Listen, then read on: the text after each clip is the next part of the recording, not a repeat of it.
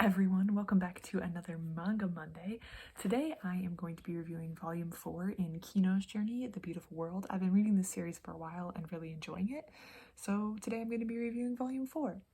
So, in contrast to Volume 3, in which Kino, the main character, was in a lot of personal danger, in this one, the lands she visits are actually incredibly boring in the sense that she's not in a lot of personal danger and there's not a lot of personal danger around her.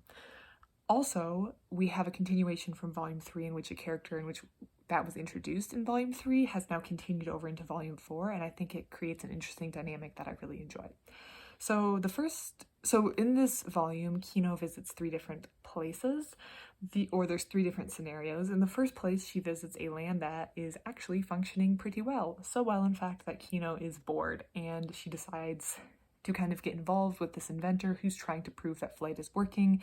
However, due to the strictness of the very boring and functional society, that is, yes, functional, but maybe doesn't have a lot of room for new ideas, she has to kind of do this in secret. She's bringing a lot of shame to her fiance, and Kino wants to figure out if this can really work, if her idea of flight and a flying machine can really work, so Kino gets mixed up in that.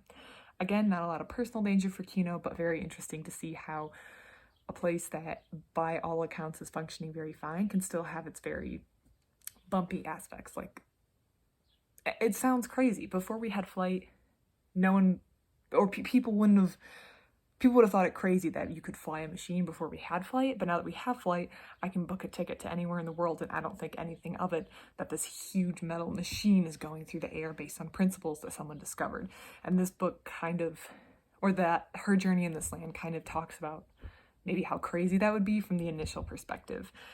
The second scenario we see Kino in is a very small scenario, and it's not really clear what land the scenario is in which 2 parents are fighting over how to best raise a child without acknowledging the child's desires, which might be better than the parents' desires. That's a very short scene in the book, but I think that was the best part of this book. I think it can apply to so many different scenarios, and when you read it, you'll know what I'm talking about, and that was definitely, yeah, I really enjoyed that section of the book. That was definitely a very well done section of the book. The third section is where the interesting dynamic with the third character comes in. So in Volume 3, Kino had to fight in a gladiator-style tournament in a land where the winner of the tournament gets to become a citizen of the land and also enact any law of their choosing. Kino had to go head-to-head with the other person who was vying to win after she had beat several opponents thus far, or up to that point in the tournament, and his name was Master Shizu and his adorable white little fluffy dog, Riku. After the conclusion of Volume 3, things happen. Master Shizu and his dog Riku are alive, and so is Kino. They go their separate ways. However, Master Shizu is also beginning to travel.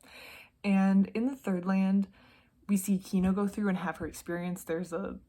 It's about war and art. I'll kind of leave that kind of vague so that I don't spoil too much of the book, which is kind of a problem with reviewing something that is so short. It's hard to talk about it without revealing too much. But she goes through and she has her experience. And then we see Master Shizu going through the land the timeline is indeterminate, but a little while later, and you can see the land evolving. And I think that was very, very interesting because we're getting 2 different people's perspectives in 2 different times in a land, and you can kind of see how things change. I really hope they keep Master Shizu. Actually, I really just hope they keep the dog. The dog is really cute. I really hope they keep him in the series because I'm finding him really, really interesting, and I like the additional perspective, and I like seeing how these lands that Kino visits change. Maybe not directly because of her input, but just change because of the passing of time. We can see how the land is when Kino's been there, and then we can see what the land is like a little while later, or maybe they visit it in different orders. Doesn't really matter, but I think that's a really nice taste, or not taste, it's a really nice touch, and I really like it, and I hope they keep that in the book. So I wound up giving this a 4-star. I really, really enjoyed it, especially the scene with the kid. I thought was really, really good. I think, again, I say it in every single review, but I think the author does a really good job building lands, and yeah, just the lands that are built don't have to be fantastical to feel also different, and the author does a really good job of touching on things that we see in our real world while still making it in a fantasy universe. So I think that's a very good touch, and I've been really enjoying this series. If anyone has read this series, please let me know. Please let me know what you think about it. I think that Kino and Shizu might intersect in the future, and that would be very interesting to see, and I'm looking forward to reading Volume 5. Other than that, everyone, I hope you have a very good Monday. Thank you so much for watching. Have a great day.